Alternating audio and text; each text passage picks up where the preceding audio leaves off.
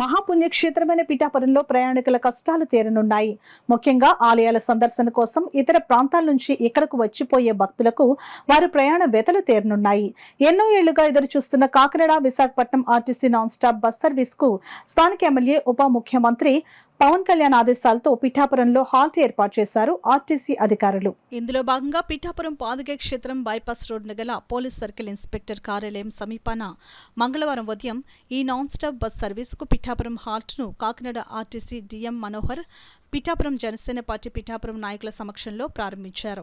ఇక్కడి నుంచి విశాఖకు వెళ్లే ప్రయాణికులకు టికెట్లు ఇచ్చారు. అలాగే ఇన్నాళ్లు సినిమా సెంటర్ నుంచే ప్రారంభమయ్యే పిఠాపురం సామర్లకోట బస్ సర్వీసును ఇక నుంచి పిఠాపురం ఆర్టీసీ కాంప్లెక్స్ నుంచి సర్వీసును పొడిగిస్తూ చర్యలు తీసుకున్నారు.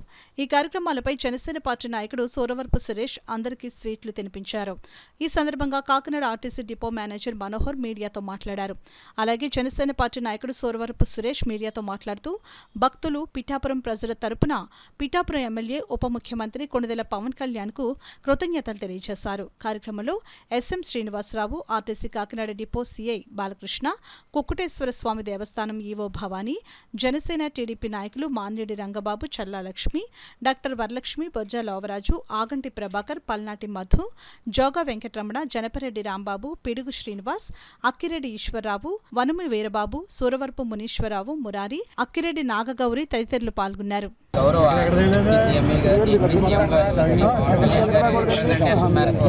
మరి పిఠాపురం పాదగయ క్షేత్రం దగ్గర మరి లాంగ్ వెళ్ళే బస్సులు ఏవైతే ఎక్స్ప్రెస్ అండ్ అబవ్ బస్సులు ఏవైతే ఉన్నాయండి నాన్ స్టాప్, ఈ బస్సులకి పాదగయ క్షేత్రం దగ్గర బోర్డింగ్ స్టేజ్ అనేది ఇవ్వడం జరిగిందండి.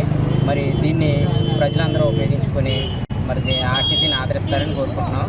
అలాగే సామర్లకోట పిఠాపురం బస్సుల్ని కూడా ఉప్పాడ బస్ స్టాండ్ నుంచి కాకుండా పిఠాపురం బస్ స్టాండ్ నుంచి రోజు 4 ట్రిప్పులు తిప్పే విధంగా అది కూడా మేము ఏర్పాటు చేయడం జరిగిందండి.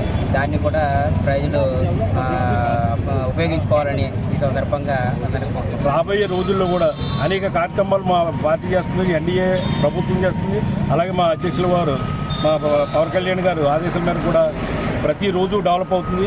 మీ మీడియా ద్వారా కూడా అందరికీ పిఠాపురం నియోజకవర్గ ప్రజలందరికీ తెలియపరుస్తూ ఏమైనా ఇబ్బందులు ఉంటే కూడా మీరు మాకు తెలియజేసిన మా పార్టీ ద్వారా మీ ద్వారా కూడా మీరు తెలియపరుచుకుని అందరికీ సౌకర్యాన్ని కల్పిస్తామని చూస్తున్నాం. అలాగే గత ఈ 4 రోజుల్లో కూడా మేము రాబోయే సిఏ గారిని, మన ఎన్హెచ్ పీడీ గారిని, అలాగే ఈఓ ఇండిపెండెంట్ ఈఓ గారిని, కమిషనర్ని మీటింగ్ పెట్టి ఈ యొక్క బైపాస్లో బస్సులు ఆకుండా సర్వీస్ రోడ్ అడిగి ఉంది.